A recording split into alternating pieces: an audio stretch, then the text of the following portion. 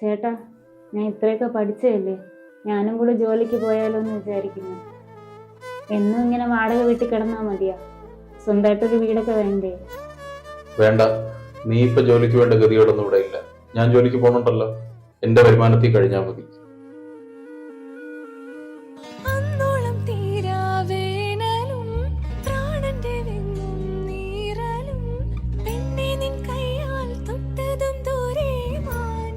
ചേട്ടാ, അപ്പുറത്തെ സൂചേച്ചിയൊക്കെ കുടുംബശ്രീ ചേരുന്നു, ഞാനും കൂടെ ചേരട്ടാ? നിന്നോട് ഞാൻ പലപ്പോഴായിട്ട് പറയണുണ്ട്, വേണ്ടാന്ന് പറഞ്ഞ വേണ്ട, അത്രയാണ്.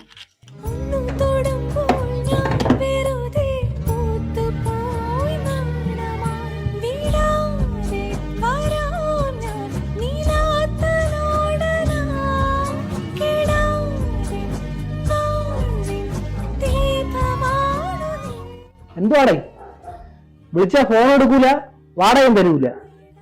എന്തുവാടേ സമയത്തിന് പൈസ അയച്ചൂടെ? നീ വിളിച്ചിട്ട് ഫോൺ കാണുന്നത്? പൈസ ആയില്ലായിരുന്നു, അതാണ്. അടുത്ത ആഴ്ച എന്തായാലും ആവും, ഉറപ്പാണ്. ഒരു 2 ദിവസം കൂടെ പിടിക്കും വരാനായിട്ട്. പിന്നെ സുഖമില്ലാതൊക്കെ ആയിരുന്നു, അതുകൊണ്ടാണ്. എടുത്തു കഴിഞ്ഞാൽ എന്ത് പറയണമെന്നറിയാത്തോണ്ടാണ് ഫോൺ എടുക്കാത്തത്. ഡേയ്, ഇങ്ങനെ പറയാൻ പറ്റൂല, വേറെ ആവശ്യക്കാരുണ്ട്. നിനക്ക് കൃത്യമായിട്ട് വാടക തരാൻ പറ്റില്ലെങ്കിൽ നിന്നെ ഇറക്കിയിട്ട് വേറെ ആർക്കും കൊടുക്കാൻ ഞാൻ. അടുത്ത ആഴ്ച ഉറപ്പായിട്ടും തരാം. ഇത്തിരി ടൈറ്റ് ആയിപ്പോയി, അതുകൊണ്ടാണ്. എനിക്ക് ഒരാഴ്ചയും തള്ളി പോകാൻ പറ്റില്ല, എനിക്ക് നാളെ വാടക വേണം. കൃത്യമായിട്ട് വാടക തരുമെങ്കിൽ മാത്രം ഇവിടെ കഴിയാം, അല്ലെങ്കിൽ നിങ്ങൾ ഇറങ്ങിപ്പോ ഇവിടെ നിന്ന്.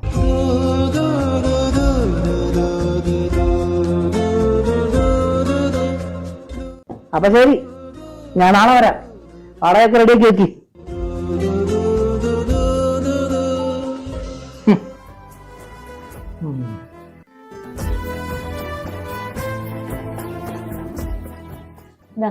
വാടക ഓട്.